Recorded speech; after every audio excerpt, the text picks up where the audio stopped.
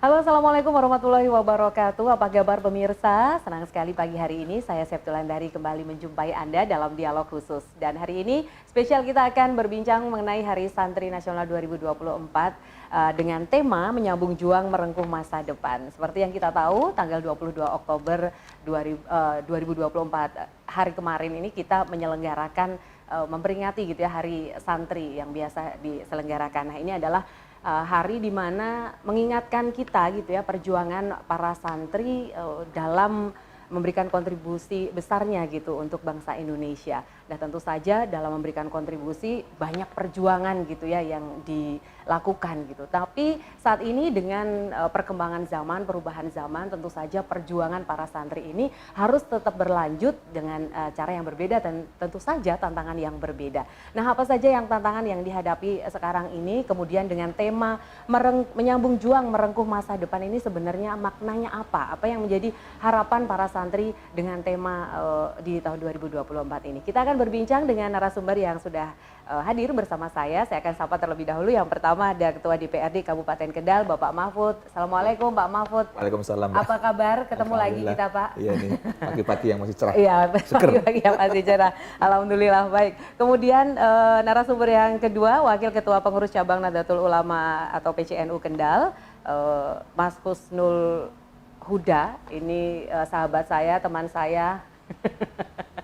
Assalamualaikum Mas Huda. Waalaikumsalam warahmatullahi wabarakatuh. Oke, baik ya. Sehat ya. Alhamdulillah, sepertinya makin segar gitu ya karena pagi tadi sarapannya mungkin udah double kali ya.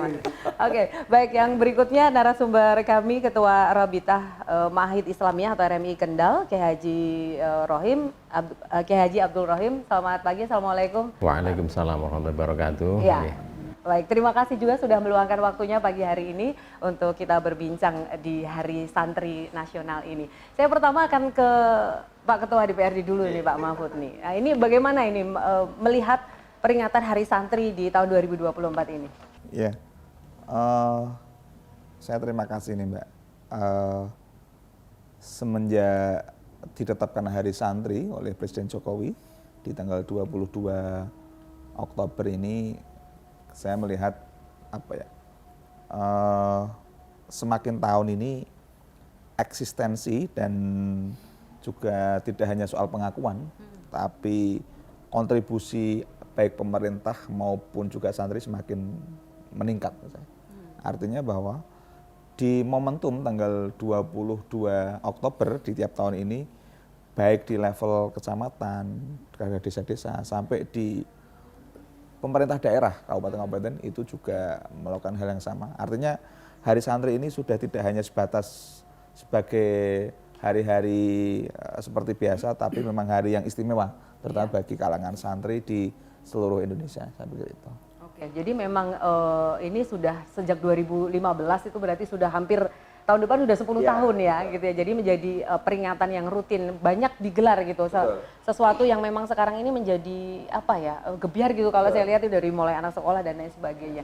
Nah, ini kalau di Kendal sendiri kemarin dari DPRD sendiri ada seperti kegiatan apa? Kalau di DPR saat itu nggak ada ya, tapi di hari itu semua ASN termasuk juga anggota dewan itu dengan semangat Hari Santri itu ya ke kantor itu pada pakai sarung ala santri gitu, terus pakai baju koko kayak gitu, dan itu ternyata juga diikuti oleh semua perangkat daerah yang ada di Kabupaten Kendal, dari kepala dinas, terus kemudian ya sampai tingkat bawah itu pada Hari Santri ini memakai ya sekedar hanya kostum itu sudah menjadi kebanggaan lah bagi para santri. Ternyata Hari Santri hari ini tuh tidak hanya kalau dulu dianggap desa kaum sarungan, ternyata di kantor-kantor yang besar saja sudah pakai sarung kira-kira itu. Tapi sekarang sarung tuh menjadi identitas yang membanggakan loh ya. Gitu ya. Menjadi enggak, kalau dulu kan pakai sarung itu hanya untuk ke tempat ibadah atau tempat-tempat tertentu gitu. Tapi sekarang itu juga lebih apa ya, universal gitu loh. Ya mungkin itu salah satu ini ya, salah satu kemanfaatan dari momen Hari Santri ini ya. Jadi ada makin luar biasa. Itu sih kalau saya lihat kesempatan kira-kira itu. Oke, baik. Nah, ini saya ke Mas Huda nih. Mas Huda ini dari PCNU gitu ya, melihat tadi tema di Hari Santri ini adalah menyambung juang merengkuh masa depan ini. Kalau Mas Huda ini memang sehari-hari saya lihat memang ini ya, gemar memakai sarung gitu. Oh, biar praktis. Gitu. Nah, Mas Huda, sebenarnya tema ini apa sih maksudnya dari menyambung juang merengkuh masa depan gitu di Hari Santri ini? Matur Mbak Sakti, jadi sebelum ke pertanyaan Ya. saya menyampaikan salam dulu dari Pak Ketua PCNU Oh, yang nggih. tidak bisa hadir. Terima kasih. Di luar kota. Yang kedua, ucapan selamat kepada Kang Mahfud ini yang sekarang menjabat sebagai ketua. Ya. Semoga diberi kelancaran. Amin. Diberi Amin. kemudahan dalam menjalankan tugas dan bisa menebarkan manfaat. Amin. Ke tema ya Mbak ya. Jadi tema tahun ini kan menyambung juang merengkuh masa depan. Jadi Hari Santri itu memang adalah simbol perjuangan dari para santri. Jadi sebelum terjadinya perang di Surabaya, memang waktu itu Hadratus Syekh memang menyampaikan seruan untuk berjihad membela tanah air. Artinya momen ini adalah menyambungkan semangat perjuangan yang sudah dicetuskan oleh Hadratus Syekh Hasyim Asy'ari yang harus kita pegang oleh para santri saat ini. Santri itu kan sangat umum ya saat ini, sangat banyak sekali pemahaman santri itu tidak hanya sekedar orang yang mondok saja. Kalau dulu pemahaman santri kan hanya yang mondok yang ya. Sekarang bahkan semakin meluas orang siswa-siswa kita juga anggap sebagai santri-santri kita itu. Artinya di tema tahun ini kita pengen membawa semangat perjuangan yang digelurakan oleh Hadratus Syekh untuk merengkuh masa depan.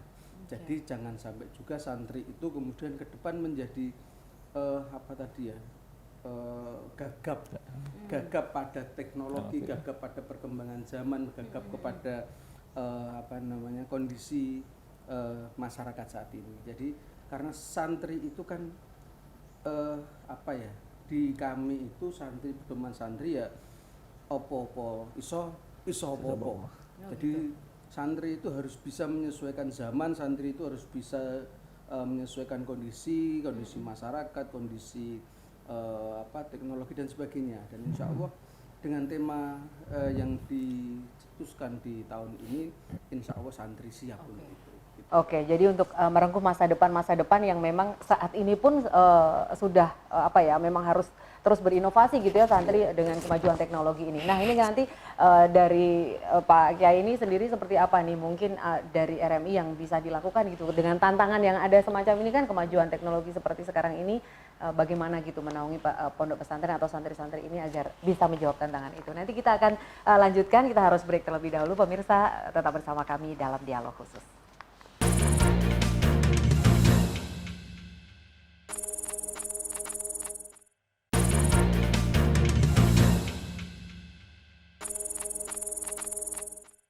Ya pemirsa, terima kasih Anda masih bersama kami dalam dialog khusus dan kita lanjutkan lagi obrolan kita bertepatan dengan Hari Santri Nasional 2024 gitu ya. Tema tadi adalah menyambung juang merengkuh masa depan. Tadi sebelumnya disampaikan gitu ya bahwa santri gitu ya dengan perjuangan yang dulu dilakukan sekarang ini masih terus berlanjut apalagi menghadapi tantangan zaman yang semakin berubah dengan kemajuan teknologi yang luar biasa.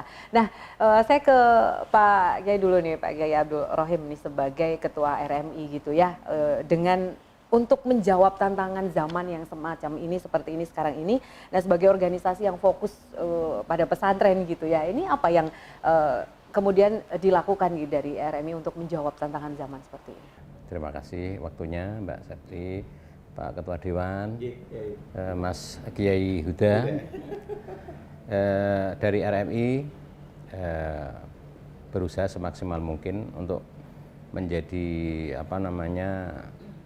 wadah untuk mengumpulkan pondok-pondok pesantren dengan cara kita mengadakan halakoh dialog dari santri-santri pengasuh, kita undang, kemudian kita mendatangkan narasumber yang kompeten dan memberikan pencerahan-pencerahan sehingga santri ini benar-benar melek. Dan kemudian dari pengasuh juga kadang banyak juga pengasuh yang punya anggapan begini, bahwa pondokku tanpa mengenal ini, mengenal teknologi dan lain sebagainya juga santrinya masih banyak. Ini ada pemahaman-pemahaman seperti itu. Oleh karena itu kita undang, apalagi kemarin ini panitia HSN tingkat kabupaten ini mengadakan halakoh dengan mendatangkan profesor dari Universitas Al-Ma'atah. Itu alhamdulillah. Terus kemarin kita diundang oleh RMI PWNU Jawa Tengah. PWNU Jawa Tengah mengajak kita untuk mengirimkan delegasi untuk mengikuti kursus bahasa Inggris gratis. Ada 4 bagi pengurus-pengurus RMI, bagi guru juga, guru Madin, TPQ, juga pondok-pondok pesantren. Ini dikursuskan di Pare itu selama 1,5 bulan. Juga mengadakan kerjasama dengan perusahaan-perusahaan. Boleh nyebut perusahaannya ya? Tidak apa ya?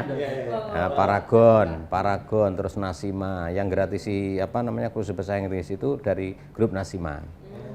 Itu ada 40 peserta. Terus kemudian agar santri santri guru TP Kimadin dan lain sebagainya ini bisa pintar bahasa Inggris, karena bahasa Inggris itu kan bahasa internasional. Nah, terus dengan Paragon juga, Paragon itu diantara anak produknya adalah itu yang biasa dipakai oleh ibu-ibu itu, mbak-mbak itu Wardah atau apa itu ternyata itu juga dari santri juga yang punya itu. Karena itu diantara terobosan-terobosan RMI, bagaimana kita ini memberikan solusi kepada santri, bahwa santri itu tadi sebagaimana digendikake ketua PCNU, wakil ketua PCNU, santri itu iso apa wae iso. Itu. Nah, itu tadi kan disampaikan gitu ya, masih ada beberapa gitu ya yang mungkin belum terlalu aware gitu, peduli gitu dengan bahwa kemajuan teknologi itu memang sangat dibutuhkan. Nah, dengan yang kelompok-kelompok yang seperti ini gitu, apa yang bisa dilakukan gitu? Apa sekedar menghimbau atau seperti apa gitu untuk mewujudkan kesadaran ini? Karena RMI itu diantara tugasnya adalah sebagai katalisator, dinamisator, dan juga tugas kita itu memberitahukan kepada mereka. Apalagi sekarang ini kan alhamdulillah, terutama yang di Kendal ini kan ada perhatian pemerintah, ada insentif dan lain sebagainya. Itu di antara yang kami lakukan, tugas dari PCNU adalah bagaimana untuk pondok-pondok pesantren yang secara otomatis berafiliasi dengan Nahdlatul Ulama itu kita rangkul, dan alhamdulillah sudah mulai ada perkembangan. Karena daya tariknya di antara adalah yaitu tadi guru Madin, TPQ itu kan sudah dapat insentif. Lah guru pondok juga tidak kita bedakan. Kita masukkan ke sistem, kita harus punya SIM dan lain sebagainya. Itu nanti mengajak mereka, kita datangi, kita gus-gusnya kita kumpulkan, kita ajak main futsal. Bahkan kita juga pendekatannya dengan gus-gusnya. Kalau Pak Kiainya mungkin ada yang nyuwun sewu, kalau yang usia-usia 60 ke atas mungkin ya, kalau yang masih seumuran saya, Yai Huda, Gus Mahfud mungkin masih oke lah menerima perubahan-perubahan. Tapi bagi yang sudah sepuh, yaitu tadi pondokku tanpa itu saja sudah banyak santrinya, ya. Kita ambil gus-gusnya untuk kita ajak bersama, dan alhamdulillah mulai ada perkembangan yang signifikan gitu. Ada berapa sih jumlah pondok pesantren kalau di Kendal ini? Pondok pesantren di Kendal ini sesuai data dari Kemenang itu ada 180, itu yang berafiliasi dengan RMI. Tapi yang baru kita ajak untuk masuk ke data RMI itu kurang lebih ya 80-90-an. Oke, jadi masih 50%. Ya, masih perlu untuk pendekatan-pendekatan. Oke, nah ini saya beralih ke Pak Mahfud ini, Pak Mahfud. Kalau dari data yang tadi disampaikan gitu ya, memang masih perlu didorong gitu ya. Ini dari DPRD sendiri seperti apa sih yang dilakukan, apa yang sudah dilakukan dan akan dilakukan gitu untuk menjawab hal-hal semacam ini? Menarik ya yang tadi udah ngendikake Yai Rohim ini, terutama soal data dan kemudian bagaimana mengupayakan RMI untuk membangun pesantren di area Kabupaten Kendal, terutama dari sisi pendekatan. Tapi bukan pengalaman, tapi yang sudah kami lakukan di DPRD Kabupaten Kendal pada tahun 2021, kebetulan saya menjadi ketua pansusnya pada waktu itu. Kendal itu punya Perda nomor 4 tahun 2020 tentang fasilitasi pengembangan pesantren. Kendal itu termasuk yang pertama di Jawa Tengah adanya perda tersebut. Terus kemudian selang kurang lebih sekitar 2 tahun kemudian kalau nggak salah, itu ada Perbum. Ada 3 penekanan di perda tersebut. Satu adalah soal fasilitasi di bidang dakwah, yang kedua pendidikan, yang berikutnya adalah pemberdayaan masyarakat. Nah, ada 3 fungsi ini yang kemudian dengan Perbum, tapi mohon maaf, memang menjadi PR bagi kami dalam hal DPRD atas ini apa istilahnya aplikasi atau pelaksanaan dari perda itu, implementasinya ya. Implementasi dari perda ini masih jadi PR. Yang menjadi salah satu adalah soal pemberdayaan masyarakat. Jadi memang cita-cita kami pada waktu kita bikin perda itu ya sederhananya begini. Pondok itu kan punya potensi yang luar biasa. Skill-skill santri itu juga banyak. Bisa tidak taruhlah misalkan ada salah satu pondok yang memang skillnya itu pertanian, kemudian nanti dinas pertanian juga memberikan fasilitasi untuk pelatihan pertanian misalkan begitu. Nah, terus lagi mungkin di UMKM misalkan ada mungkin apa bikin produk UMKM atau tata boga dan seterusnya. Kira-kira itulah yang kita apa ya kita harapkan pada waktu perda itu. Tapi ini lagi-lagi sebatas kemampuan daerah yang ada di Kendal itu baru dari sisi memang insentif tadi, dan itu pun bagi kami juga masih belum berapa karena baru 1 juta per tahun. Kalau dibandingkan dengan kota Semarang sangat jauh karena kota Semarang itu ya PAD-nya banyak ya. Kendal ya saya bisa jadi salah satunya itu. Tapi kalau dibandingkan dengan daerah yang PAD-nya atau APBD-nya itu sama dengan Kendal itu sudah mending lah kira-kira gitu. Tapi yang menjadi penting lagi adalah begini, hibah kita itu diserahkan ke RMI. Nah, ini menjadi iya, jadi memang yang dinaungi RMI apa kira-kira gitu, termasuk dari TPQ Madin dan pondok pesantren. Ini artinya pemerintah itu memberikan keluasaan kepada RMI agar data termasuk juga apa ya pendekatan ini ada ketergantungan. Jadi RMI itu apa kalau istilah Jawanya ya ada ruangnya lah kira-kira gitu, tidak hanya sekedar nama kira-kira gitu. Ini sih bagian dari upaya-upaya kami ada di pemerintah utama DPRD agar mendorong agar RMI itu juga punya peran untuk pembangunan pesantren di kabupaten. Oke, jadi tadi implementasinya masih belum maksimal Ya, gitu. Nah, apa mungkin nanti di lapangan sebenarnya persoalannya apa sih gitu ya? Tidak hanya dari sisi pemerintahnya sendiri, tetapi mungkin di lapangan juga nanti dari PCNU bisa memberikan masukan. Kita akan kembali sesaat lagi, tetap bersama kami dalam dialog khusus.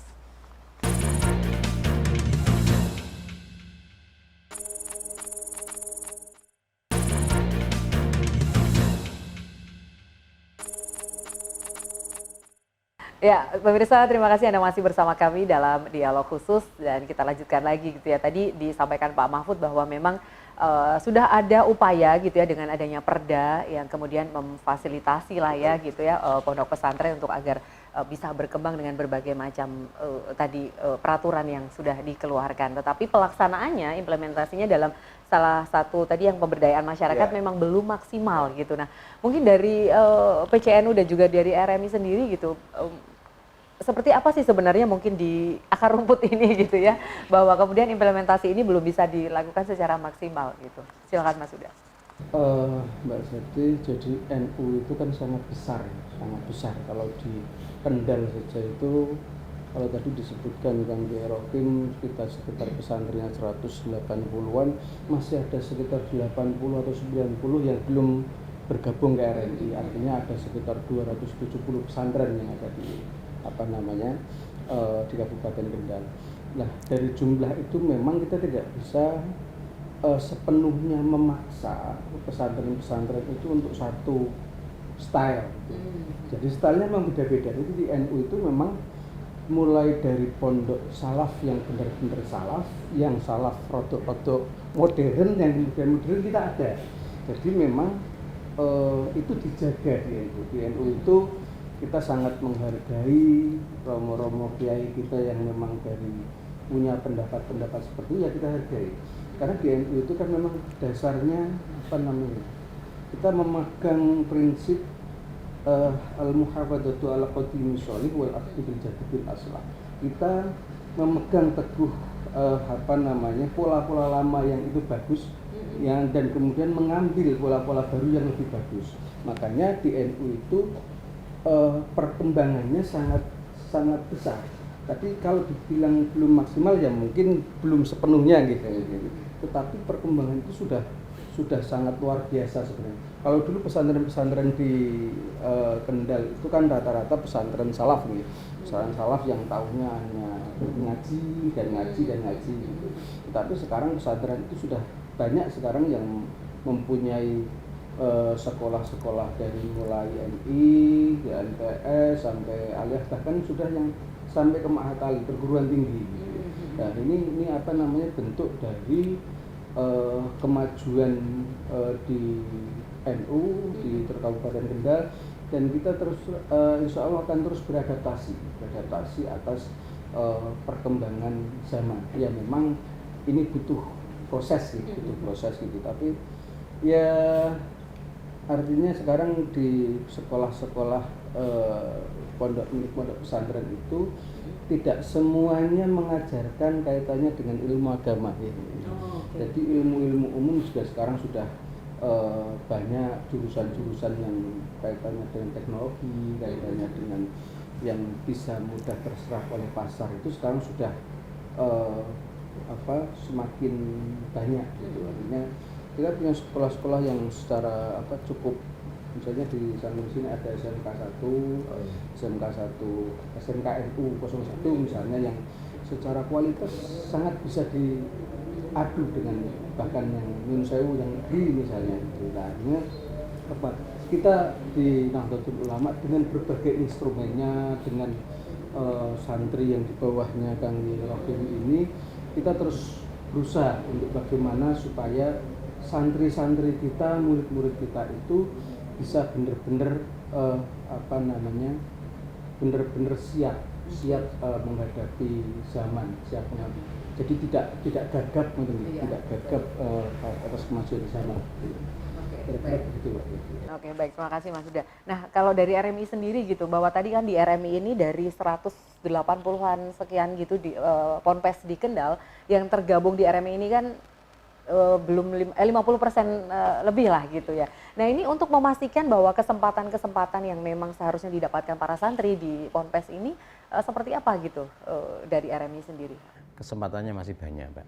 Karena saya kan baru tahun kedua ini mendapat mandat dari PCNU untuk lebih fokus pada pesantren. Karena selama ini mungkin fokusnya ke Madin dan TPG. Karena RMI itu fokusnya adalah di pesantren dan madrasah diniyah serta TPG. Dan sekarang alhamdulillah TPG sudah menjadi badan khusus. Namun untuk administrasi yang berkaitan dengan tadi insentif itu masih tetap gabung dengan RMI. Jadi ini baru tahun kedua kita sudah berhasil merengkuh 80 atau 90 pesantren. Itu diantaranya pesantren besar. Bahkan ada di Sukorejo itu pesantren yang besar, santrinya ribuan, itu yang kemarin bergabung dengan kita. Sebelumnya masih abu-abu, sekarang sudah menyatakan kami termasuk anggota RMI dan minta piagam syahadah atau apa Gus namanya. Itu jadi 80-90 itu pondok-pondok besar. Sekarang alhamdulillah. Jadi masih ada kemungkinan besar untuk tahun ketiga dan tahun keempat, kelima ini insya Allah kita rengkuh semuanya. Oke, tapi ada syarat untuk bisa masuk ke situ nggak sih Pak, atau tertentu saja gitu yang bisa bergabung di situ? Jadi begini, sementara ini kita belum ada rambu-rambu yang jelas. Untuk bisa masuk ke RMI itu tidak ada syarat rukunnya. Yang penting amaliyah, sistem pendidikan, terus kemudian kita tidak memandang apakah itu modern atau salaf atau semi. Yang penting kok kita mau menerima amaliyah dan tradisi NU, yaitu termasuk. Oke, jadi itu sebenarnya tidak ada syarat khususnya gitu ya? Kita terbuka.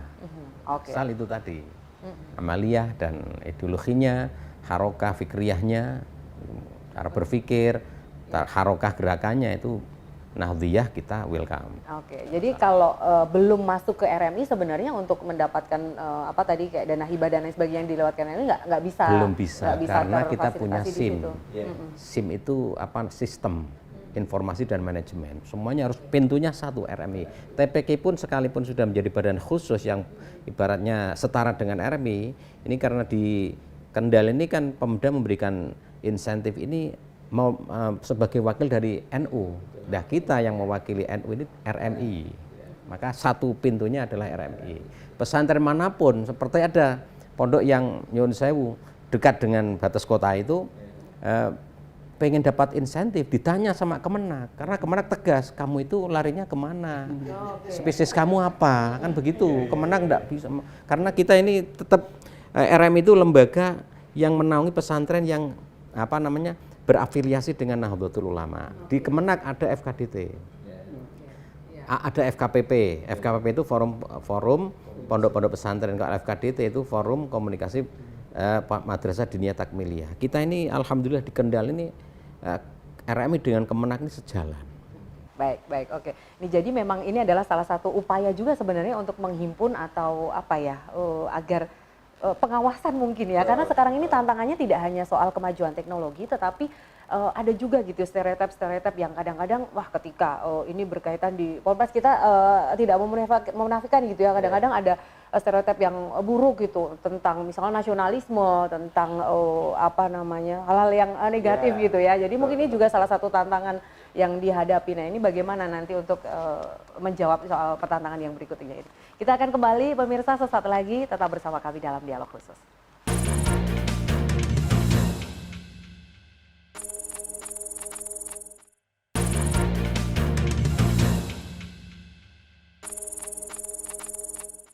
Ya, pemirsa, Anda masih bersama kami dalam Dialog Khusus. Kita lanjutkan lagi perbincangan kita gitu ya tentang Hari Santri. Tadi bahwa disampaikan tantangannya sebagai santri gitu ya, tidak hanya soal kemajuan teknologi gitu ya, perubahan zaman yang sekarang ini begitu cepat gitu ya, tetapi juga soal tantangan tentang nasionalisme yang kadang dipertanyakan gitu ya, yang kadang-kadang menjadi stereotip atau stigma-stigma tertentu gitu di masyarakat gitu. Nah, ini kalau dari DPRD sendiri melihatnya seperti apa ini?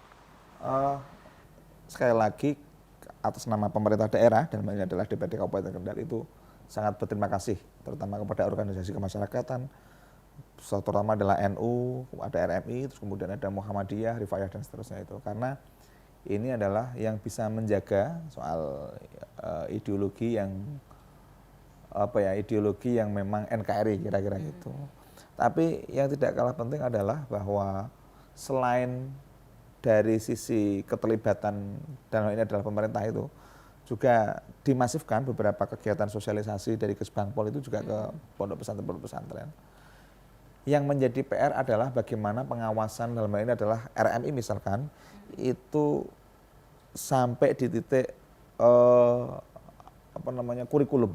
Nah, ini penting. Maka kenapa kok kami itu pasrah terhadap RMI, karena kita yakin RMI itu udah punya kurikulum, ini loh yang kurikulum memang untuk kemaslahatan dan NKRI kira-kira gitu. Tidak ada ideologi-ideologi yang dalam tanda kutip adalah soal garis-garis dan seterusnya. Nah, kita juga pasrah ke Dikasih Muhammadiyah, kita juga ke Rifayah karena memang sudah terjamin. Dan pastinya pemerintah daerah memberikan kontribusi berupa hibah ini juga akan mempertimbangkan pesantren-pesantren yang secara normatif satu dari izin operasional itu juga pasti ada, tidak hanya yang penting tidak hanya yang penting bikin pondok kira-kira itu. Dan peran ini ya antara kelembagaan organisasi RMI dengan Kemenak pastinya akan terus bersinergi. Saya pikir itu sih kalau dari pemerintah daerah yang jelas apa yang sudah diupayakan, apa yang sudah dilakukan dan apa yang sudah diperjuangkan oleh RMI, DPR pasti akan support. Nah, tentunya mempertimbangkan beberapa aspek politik terutama dari sisi anggaran. Sepanjang kalau memang anggaran itu sangat memungkinkan dan memang secara keperpihakan itu juga political will-nya oke, saya pikir nggak ada masalah. Nanti apa yang diharapkan dari RMI dan seterusnya, apalagi di masa santri ini ya pastinya akan kita perjuangkan. Oke, tapi anggarannya sangat memungkinkan ya Pak Mang? Itulah political will lah ya, kalau itu political will ya. Jadi kalau dorongannya serius, siapa tahu nanti udah ya bisa aja kira-kira gitu. Oke, baik. Nah dari PCNU sendiri nih Mas Huda ini terkait dengan tantangan yang tadi ini apa yang sudah dilakukan gitu ya untuk menghadapi tantangan-tantangan tentang stigma seperti itu? Terima kasih Mbak Septi. Jadi kalau kaitannya dengan ideologi kebangsaan, saya kira Nahdlatul Ulama sejak berdirinya selalu menanamkan bahwa hubbul waton minal iman. Cinta tanah air itu bagian dari iman. Jadi tidak ada mungkin sejarahnya di Nahdlatul Ulama kemudian melakukan kudeta, melakukan perlawanan kepada pemerintah. Saya kira tidak adalah. Ini juga sudah kita tanamkan kepada anak-anak kita itu sejak kecil. Jadi ya kalau Mbak Septi gaul di komunitas-komunitas NU mungkin begitu, anak-anak kecil kita sudah biasa nyanyi soal Jalal Waton, gitu kan, Jalal Waton, Jalal Waton, Jalal Waton, dan sebagainya. Hubbul waton minal iman gitu. Jadi ini itu apa ya? Penanaman ideologi kebangsaan Nahdlatul Ulama sejak kecil.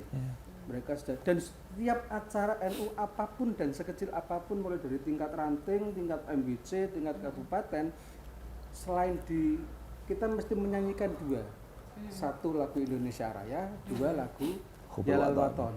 Jadi satu Indonesia Raya yang kecintaan kepada bangsa ini secara lagu yang nasional, yang kedua bagaimana ini lagu yang diwariskan oleh sesepuh-sesepuh kami bagaimana NU itu bisa tetap memegang kecintaan kita kepada negara. Jadi karena di kami di Nahdlatul Ulama sangat yakin, paham bahwa kecintaan kepada negara itu bahkan bahkan lebih besar daripada, lebih penting dari apapun. Karena ketika bangsa kita itu, kita bisa nyaman hidup di bangsa kita seperti ini karena kondisi bangsa kita aman. Kalau bangsa kita kemudian sudah terpecah, sudah dengan ideologi-ideologi yang muncul ini, ya kita kemungkinan tidak akan bisa nyaman, bahkan beribadah pun tidak akan nyaman. Karena kita belajar dari kasus di beberapa negara-negara yang itu sebenarnya secara penganut agamanya ya mayoritas Islam, tetapi kemudian di sana bertempur sendiri, bertarung sendiri dan sebagainya. Di kita itu bagaimana Nahdlatul Ulama sebagai organisasi mayoritas di Indonesia, kita bisa tetap memegang itu dan menjadikan kepentingan bangsa itu menjadi kepentingan yang yang paling tinggi di antara yang lain gitu. Kalau kepentingan agama kan kepentingan pribadisional dan sebagainya. Tapi kalau kepentingan bangsa, bagaimana menjaga bangsa ini tetap aman, bagaimana kita tetap mencintai bangsa ini, nah itu yang selalu kita bangun teguh. Gitu Mbak Syafri. Oke, luar biasa. Baik, nah kalau dari RMI sendiri ini mungkin implementasi secara realnya gitu ya, di Madin, kemudian MTQ juga, pondok pesantren ini juga untuk ikut menjaga nilai-nilai kebangsaan ini seperti apa Pak? Ya, sebagaimana tadi yang dingendikake Gus Mahfud, Yai Huda, memang di kurikulum TPQ Madin, pondok pesantren itu memang dimasukkan kurikulum bagaimana untuk mencintai bangsa, mencintai negara. Dan insya Allah NU itu ideologinya ya NKRI harga mati, tidak bisa. Nah, sementara ideologi transnasional itu memang yang menjadi ancaman mereka pertama kali ya NU. Karena NU itu kan menurut LSI tahun kemarin tahun berapa itu kan NU itu kan kurang lebih 56% lebih penduduk Indonesia ini. Jadi kita ini 56%. Jadi kita ini mayoritas dan alhamdulillah kita tetap komitmen untuk NKRI harga mati. Oke, baik. Jadi kalau sebenarnya ini santri-santri ini khususnya di bawah NU tadi memang dijaga gitu ya nilai-nilai, sebenarnya keutuhan bangsa ini sudah hampir sudah bisa dicapai sebenarnya gitu ya. Oke, baik. Nanti kita lanjutkan, kita masih ada satu segmen terakhir. Pemirsa jangan kemana-mana, tetap bersama kami.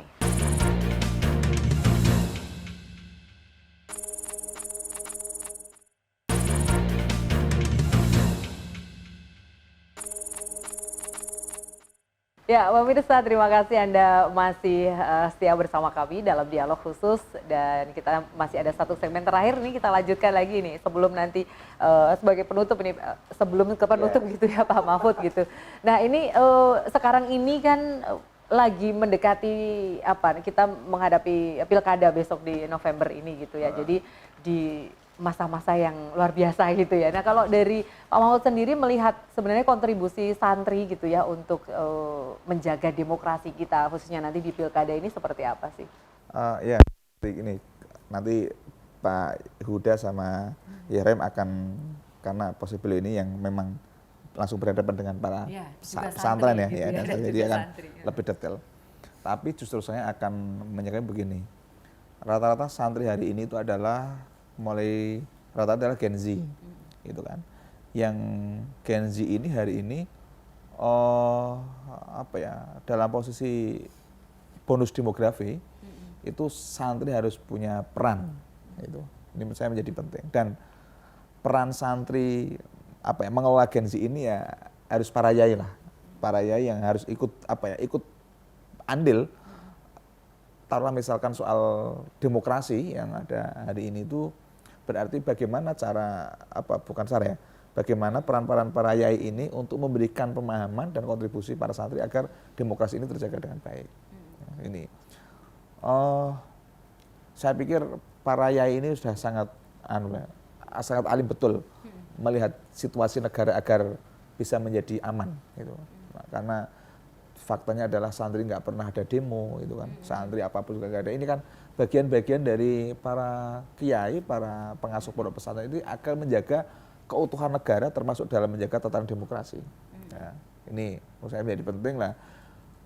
Peran kiai inilah yang menurut saya sangat kami harapkan dalam mengelola Gen Z agar Gen Z ini begitu nanti keluar dari pesantren ini langsung bisa menangkap dan bisa menjawab tantangan zaman ke depan.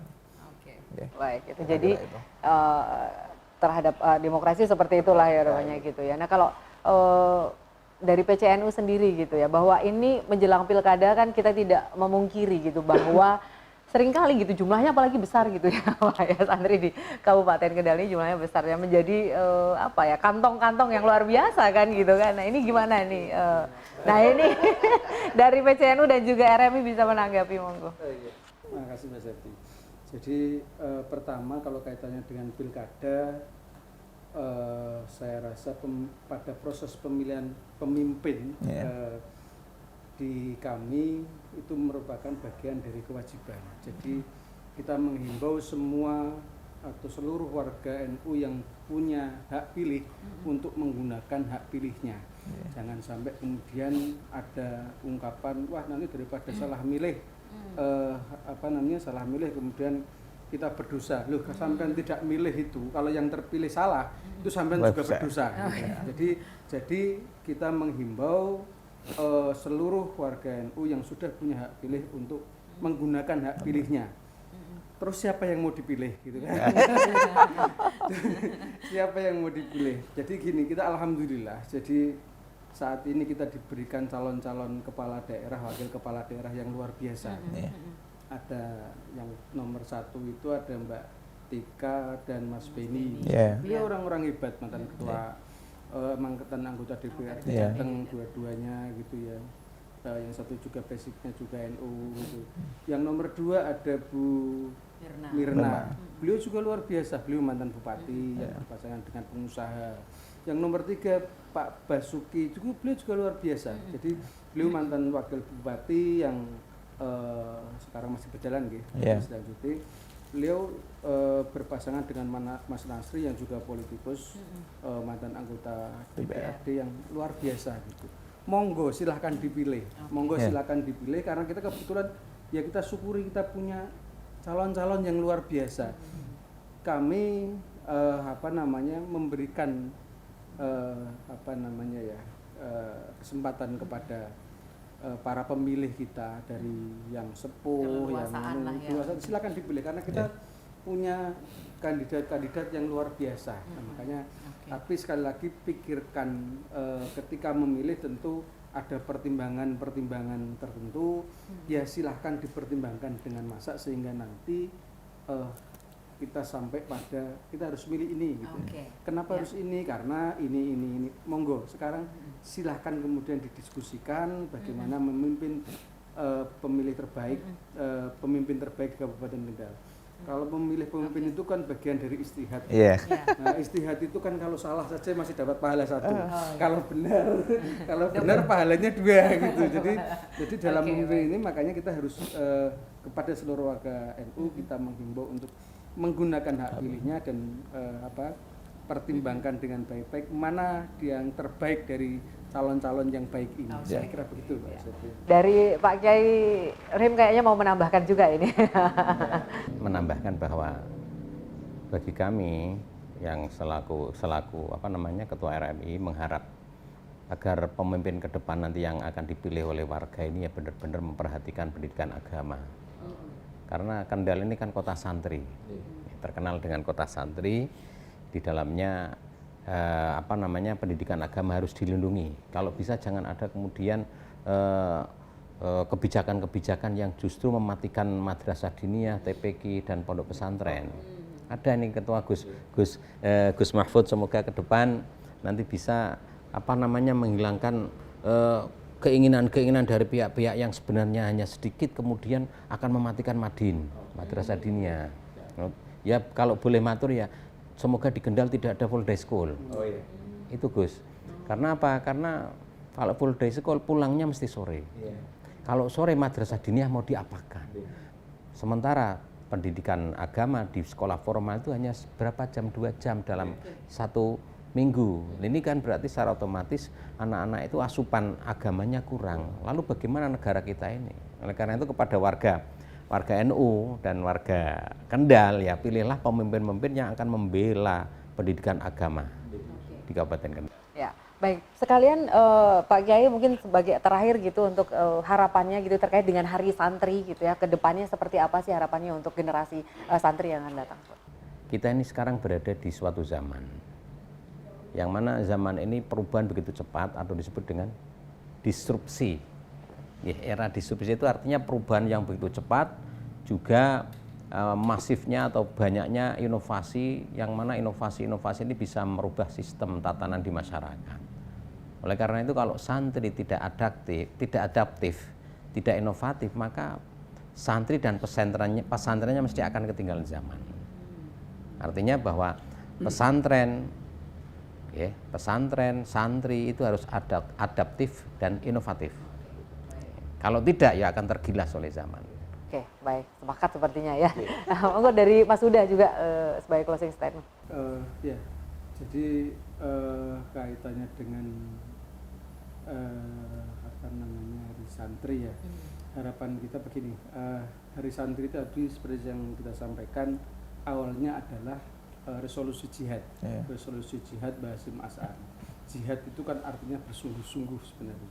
Jadi kita berharap anak-anak kita, santri-santri kita ini dimanapun mereka berada, dimanapun mereka berproses, bisa bersungguh-sungguh pada ranahnya masing-masing. Jadi para santri ini tidak semuanya sekarang santri itu sekedar ngaji, tapi banyak yang bergelut di bidang teknologi, bergelut di bidang pertanian, bergelut di bidang macam-macam lah gitu. Lah bersungguh-sungguhlah dalam proses itu, dan kita yakin bahwa ketika kita bersungguh-sungguh kita akan mendapatkan sesuatu yang terbaik. Itu bagian dari jihad, dari jihad yang dicetuskan oleh Mbah Hasyim As'ari. Jadi karena jihad itu pemahamannya kan tidak harus perang mengangkat membawa bambu runcing dan sebagainya, tetapi bagaimana kita sekarang bersungguh-sungguh dalam posisi masing-masing, posisinya masing-masing. Saat ini alhamdulillah kemarin misalnya Pak Presiden mengumumkan menteri misalnya. Kita lihat kabinetnya juga sudah luar biasa, banyak sekali santri-santri yang kemudian masuk di dalam struktur di kabinet itu. Di Kabupaten Kendal misalnya banyak sekali santri-santri yang kemudian menduduki posisi penting di SKPD, di DPRD dan sebagainya itu. Jadi kita berharap dimanapun panjenengan berada sebagai santri, maka bersungguh-sungguhlah menjalankan tugas sesuai dengan bidang masing-masing, sesuai dengan tugas yang diemban.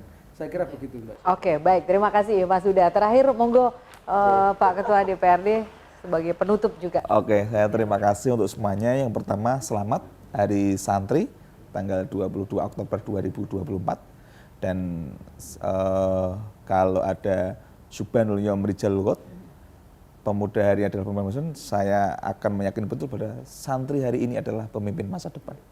Oke, ya cukup. Oke, jadi santri hari ini adalah akan menjadi pemimpin masa depan. Kita aminkan semuanya ya. Nah ini juga sekaligus sebagai penutup dialog kita hari ini bahwa santri memang menghadapi banyak tantangan gitu ya di zaman yang sekarang ini, tetapi dengan kemampuan dan juga keinginan dari santri dari berbagai pihak yang memang mendorong untuk bisa menghadapi tantangan zaman, insya Allah bisa terjadi bahwa santri hari ini adalah pemimpin di masa depan gitu ya. Ada loh theme songnya Hari Santri, ada yang bisa mungkin Mas Uda? Pak Uda ini, ya, Pak Uda bisa. Kalau bisa kan ada tim songnya Hari Santri 2024 ini ya. Saya pikir Mas Uda bisa gitu kan nanti. Apa ya, nanti sebagai closing Mas Uda bisa menyanyi tim song Hari Santri. Oke, kalau gitu terima kasih Pak Mahfud, Mas Uda dan juga Pak Kiai Rohim atas waktunya. Mudah-mudahan dialog kita hari ini membawa manfaat untuk kita semua dan juga masyarakat secara umum. Saya Septulan Dari beserta kerabat kerja yang bertugas undur diri. Terima kasih, sampai jumpa. Assalamualaikum warahmatullahi wabarakatuh.